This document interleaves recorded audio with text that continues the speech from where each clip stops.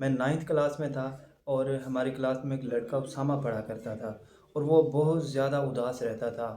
جب بھی اس کو دیکھتے تو وہ اداس اداس رہتا تھا اور شاید اس کے کوئی گھریلو معاملات چل رہے تھے، جو وہ سارا دن کلاس میں پڑھائی بالکل نہیں کرتا تھا، لڑکوں کو یہی بتاتا رہتا تھا کہ میرے ساتھ یہ پرابلم ہے، یہ پرابلم ہے۔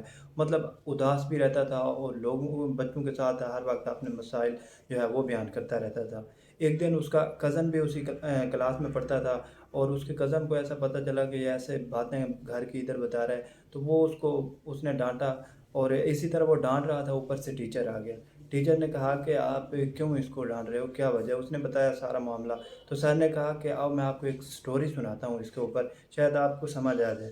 تو وہ سٹوری بڑی انٹرسٹنگ تھی، جسے سن کر میں بہت حیران ہوا اور بہت کمال کی سٹوری تھی۔ تو آپ بھی وہ سٹوری سنیں اور دیکھیں کتنی کمال کی سر نے وہ سٹوری سنائی۔ پہلے تو مجھے سمجھ ہی نہیں لگ رہی تھی، لیکن سنیے۔ سر نے کہا کہ سردیوں کا موسم تھا، ایک پرندہ سردی کی وجہ سے اڑ رہا تھا اور سردی کی وجہ سے وہ نیچے گرا اور پھر نہیں اڑ نہیں پا رہا تھا، اور ساتھ میں ایک گائے چل رہی تھی۔ اس نے دیکھا کہ پرندہ اوپر سے گرا ہے اور یہ اڑ نہیں رہا، تو گائے نے اس کے اوپر آ کر گوبر کر دیا اور پرندہ جو ہے وہ گوبر کی گرماہٹ کی وجہ سے آہستہ آہستہ ریکور ہونے لگا اور آہستہ آہستہ زور لگانے لگا کہ شاید میں جو ہے اس گوبر سے نکل جاؤں اور میں اب اڑ پاؤں گا۔ اسی مطلب کوشش میں وہ چیخ رہا تھا، مطلب زور لگا رہا تھا اور چیخ رہا تھا۔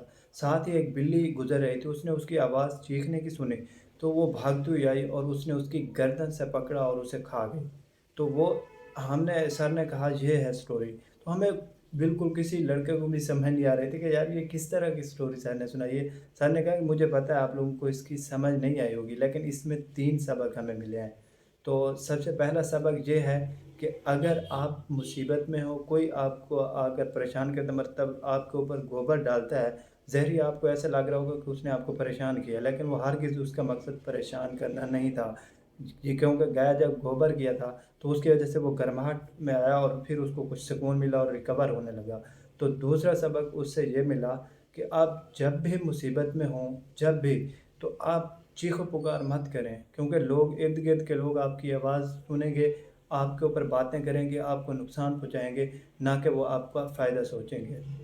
اور تیسرا سبق جو اس سے ملا ہے وہ یہ ملا ہے کہ اس کا ہرگز مقصد نہیں کہ کوئی آئے آپ کو گوبر سے نکالے، مطلب مصیبت سے نکالے۔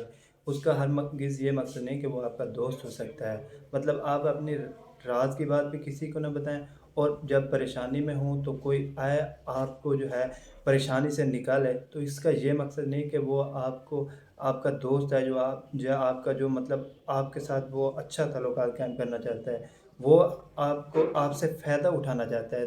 تو مطلب اس سٹوری میں یہ تھا کہ بلی جب آئی، اس نے اس کو گوبر سے نکالا اور کھا گئی، مطلب اس نے اپنا فائدہ سوچا اور اس کو تو کھا گئی۔ تو یہ 3 سٹوری سے سبق ملے، تو مجھے یہ سٹوری اس وقت بہت اچھی لگی اور میں نے کہا آج مجھے یاد ہے کہ دوستوں کے ساتھ بھی اس کو شیئر کر دوں۔